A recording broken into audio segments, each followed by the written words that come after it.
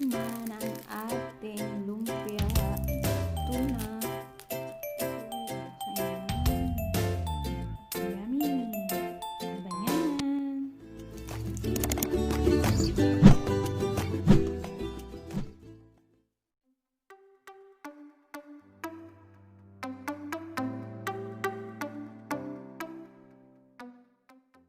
Welcome po sa aking channel. Today is gagawa tayo ng tuna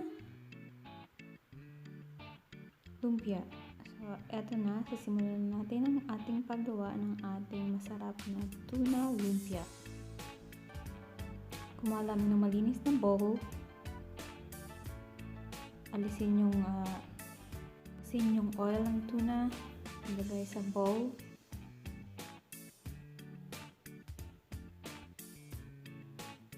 Ayan. Ito yung ating pepper. Ilagay sa ating tuna. At syempre kailangan din natin ng salt. Ihalo. Meron tayo ditong onion chop. Ilagay sa tuna.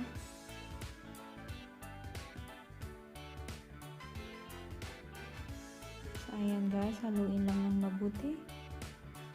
At syempre, hindi pa dyan nagtatapos ang ating ingredients. Kailangan din natin ng biscuit. Tama po, biscuit ang kailangan natin. Ayan. So, himas-himasin lang natin yung biscuit hanggang sa madurog. Ayan, durog na siya. Ilagay natin sa ating tuna.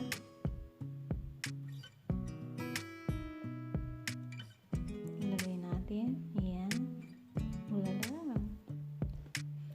So, ayan na nga. Haluin natin ng mabuti. Don't forget na haluin. Depende sa inyo guys kung gusto nyo may onion or wala. Nasa sa inyo yan. Siyempre, kailangan din natin itansya kung ano yung lasa ng ating ginagawa. Depende na po yun sa inyo. So, ayan. Don't forget also the mayonnaise. Sa ating tuna mix. Haluin na mabuti.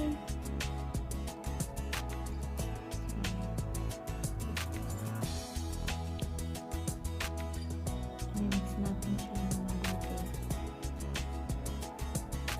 Mix ko na mabuti. At pagkatapos na-mix na siya ng maayos, set aside natin. Set aside natin. I-ready natin yung ating lumpia wrapper. So, kailangan din natin ng lumpia wrapper. Ayan. Mix na siya. Ayan.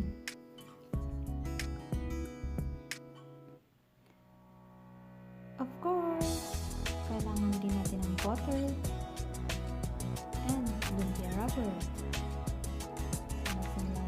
Mag-roll ng ating tuna. Napakasimple lamang ang ating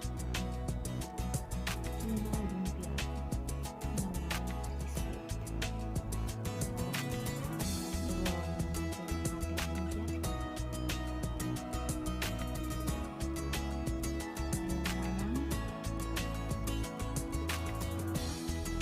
Napakasimple lang guys at napakadaling gawin.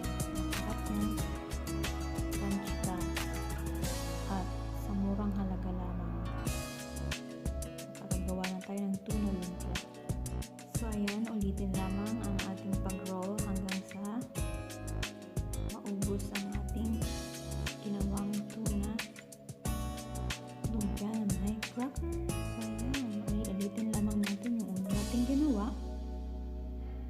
Ayan.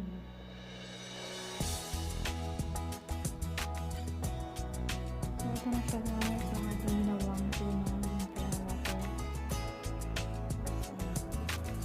Last na to. So, ito na rin natin.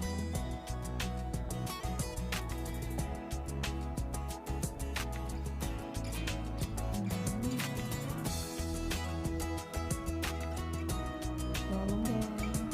Ulit-ulitan tayo.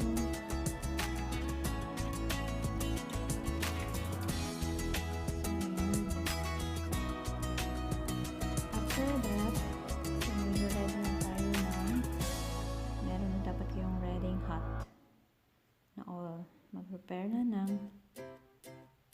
oil para ipiprito natin ang ating lumpia. So, ayan. Tapos na tayo, guys.